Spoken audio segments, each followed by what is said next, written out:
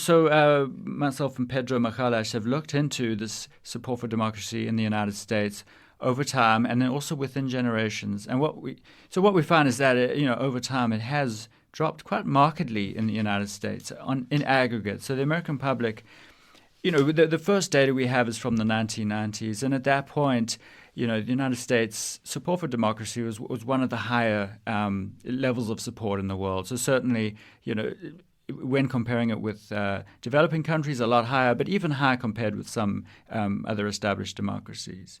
And then our data go up to about 2020, and we see quite a marked decline in American support for democracy, down to about average levels in global terms, and comparing it to other wealthy democracies, one of the lower levels amongst that group. So I think it is fair to say, in aggregate, there has been a decline. Mm-hmm. And to go back to Dahl's quote, I think you absolutely do find today people in surveys who explicitly endorse undemocratic leaders and say they would prefer it.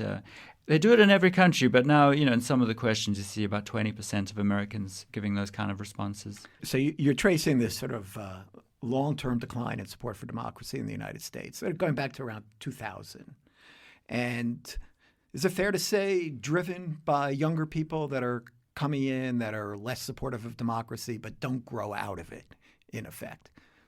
That's exactly right. Yeah. So it is what we call a generational pattern. And the idea of a generational pattern is, there's an impressionable period, and usually it's thought to be between, say, the ages of 16 and 24. And that's when most of your political attitudes are formed. Certainly things like support for democracy, which are thought to be quite fixed.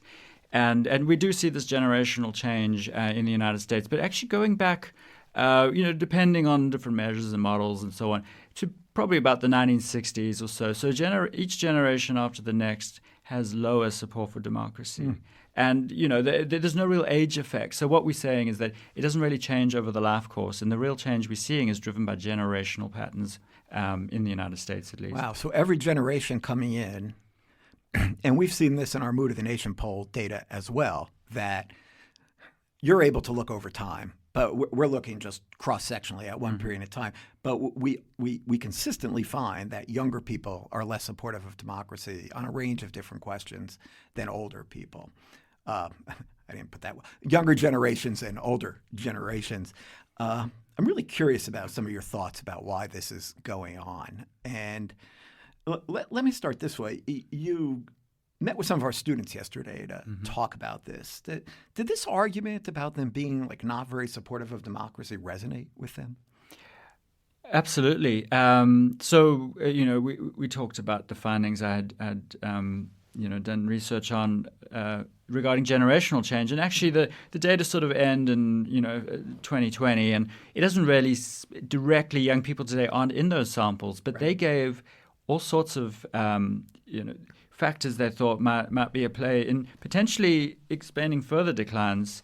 For example, one student described a social media environment where authoritarian actors are, overtly making undemocratic appeals to American audiences. And this is part of the media landscape that I think is brand new in this country. And you would think, it's interesting what effect it'll have, but I worry it'll have a bad effect. We had, Jenna will put it in the show notes, but we had a guest on several months ago from Arizona State, I believe, that works on sort of these social media spaces and extremism. And one of the things she taught us about in that discussion was that even in these kinds of spaces that seem completely apolitical, wrestling or MMA, I guess they call it, or the mixed martial arts. Thank you. Mixed martial arts. Or even cooking shows that they have inserted into them these kind of anti-democratic, sort of authoritarian messages. And so that seems very consistent with what you're saying they're experiencing in social media. But of course, this decline is going on longer than really social media.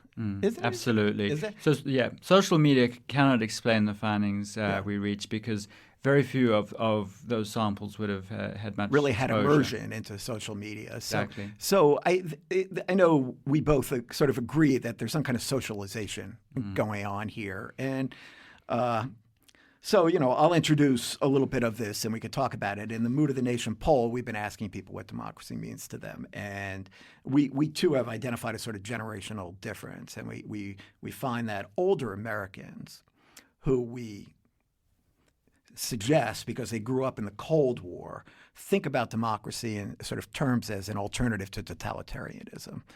Right. I mean, just everybody talked about how the 1960s was all about freedom. It was rhetorically a God term without contestation. It was, the language of the times was freedom.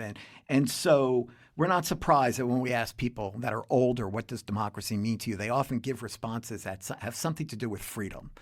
Yeah. The Bill of Rights is what it means to me, or the freedom to do what I want to do. And that's how they see democracy. But the younger people are giving us different answers that have more to do with voice and participation.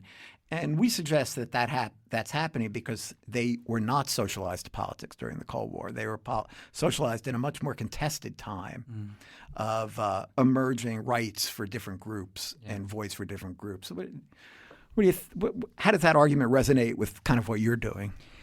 Yeah, I had the opportunity to read your paper recently, and I thought it was a very compelling argument. I guess it's so liberty is this ideal, and of course, the Cold War struggle was something larger than democracy. It was existential almost. So if democracy got associated or tied up in that conflict, you could see how you get universal support. And you also show that over time, the value of political equality became more important, which has always been an important democratic value.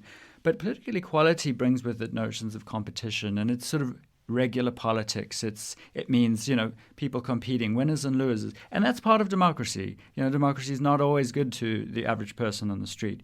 But that, it stands to reason that you would have an amelioration of support, maybe a regression to the mean. Your article also reminded me of some of the findings from another study from Taiwan, of all places, where one of the benefits of doing this comparative research, you learn all kinds of interesting facts about how democracy, the meanings of democracy in different places. Yeah. So in Taiwan, the main political division is between attitudes to China. Should the island be closer to China, or should it be very strongly opposed and maybe move towards independence? That's the main political cleavage. It turns out democracy is closely related to that divide. So if you're very anti-China, you're very in favor of democracy in Taiwan, because that is how you distinguish yourself from mainland China. Now, if you're more sympathetic towards China, you're less supportive of democracy. So here we see another country where democracy itself becomes associated with a broader conflict. So, of course, people interpret it partially through that lens. And I think this probably happens in a lot of places. And so democracy is maybe a little bit more of a contested term, and they're less likely to grow up with the same sort of full support for it because it is so contested. Right? I mean, the fight for rights, the fight for voice is always those are some of the toughest fights in politics. Yes. So in the United States, it would bring with it connotations of a more contested kind of politics. It's not the United States versus the Soviet Union. It's Democrats versus Republicans, and that's part of democracy. But it obviously leads to a little more opposition than we previously saw, and maybe a decline of people being able to say that they really support democracy. Yes, because that ideal of liberty, that thing that transcends the divisions within the country, that is not being emphasized when you move away from this notion of it as the distinguishing feature of the United States versus the Soviet Union, the Cold War conflict. So perhaps it's, a contrarian view would be, perhaps it's not terribly surprising in the United States to see that decline, given, these findings around the Cold War. Mm-hmm.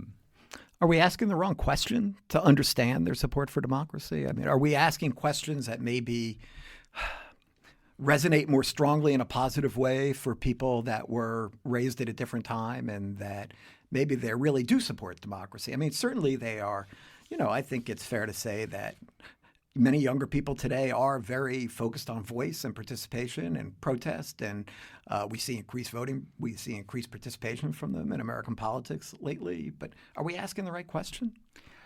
I think it is time to maybe ask more nuanced, finely grained questions about support for democracy. And the reason is democracy is a very complex concept. Some of the rights are almost antagonistic at times. Say a majoritarian right like electoral rights, the majority voice will prevail, contrasted with minoritarian institutions like judicial oversight, where potentially a judge can overrule a popularly elected legislator.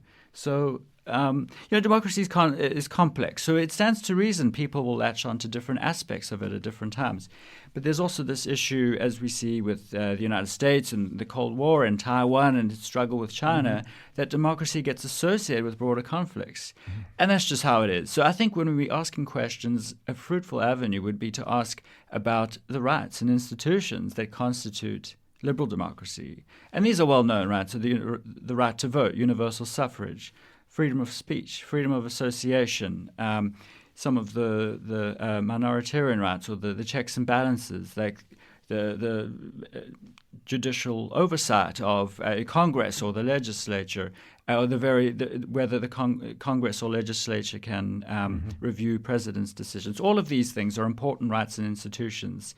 And by asking about them directly, I think we might get a fuller, more nuanced picture of support for democracy in different countries. Yeah. In addition, it's hard to do because people support everything.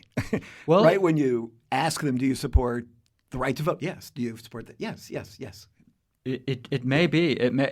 I think with certain question wordings, you can encourage, the reluctant authoritarians to come out of the closet, so to speak. One of the classic arguments against universal suffrage is, well, everyone is poorly informed or easily misled. And it turns out when you ask Americans that question, something like 15 to 20% agree that we should question universal suffrage, which seems extraordinary. Yes, that seems like a high number. It is. But if you ask directly about, would you support the universal right to vote, I think you would find less than 5% disagree with that. So a lot of it is asking questions in a certain way or certain measurement techniques that allow people to think about counter-arguments to, the widely accepted values or rights that they've heard about. Because, of course, these are the arguments that will be put forth by, authoritarian leaders who's looking to dismantle these rights and institutions. Yeah. Well, one thing that interests me about young people's support for a democracy that is really based upon voice and participation and majority rule, which is what we kind of learn are the values that they really talk about, is that it runs up against a political system in the United States that's designed not to respond to majorities, right? There's so much that's built into our Constitution that is anti-majoritarian. Supreme Court is anti-majoritarian. The U.S., one of the few countries that have a constitution modeled on the U.S. that has not term limited its Supreme Court, for example, or that has not weakened the power of its upper chamber, like the House of Lords in Britain, or that has not restricted other sort of anti-majoritarian aspects of their government. But in the U.S., we have a lot of anti-majoritarian elements built into the system. It seems like a recipe for frustration. Indeed. That makes a lot of sense. However, I would look back at the kind of longitudinal over time evidence and note that with the same institutions and same tendencies, you would see fairly high levels of support for democracy in 1990s in the United States. And if we believe Dahl, perhaps even higher levels back in the 1960s. So there may be something more complex at play. There's institutions interacting with something like polarization. It's a little beyond our grasp at the moment, but it is a hard thing to get at. I mean, but my sense would be that if what I really value about democracy is freedom from socialization in the Cold War, I've got to feel like I got it, right? Because we won. And relative to the rest of the world, we often look at ourselves as the freest country on earth. I mean, Americans speak like that. Yeah. But for people whose notion of democracy is more built around voice or majority control, they're the ones that are most likely to be frustrated by anti-majoritarian institutions. That's the way I've been thinking about it. Certainly, yeah, that makes a lot of sense. And if we're seeing generational change in people's the aspects of democracy they value, or the meanings of democracy, as the argument you've made, then that would certainly help explain these generational patterns. I agree.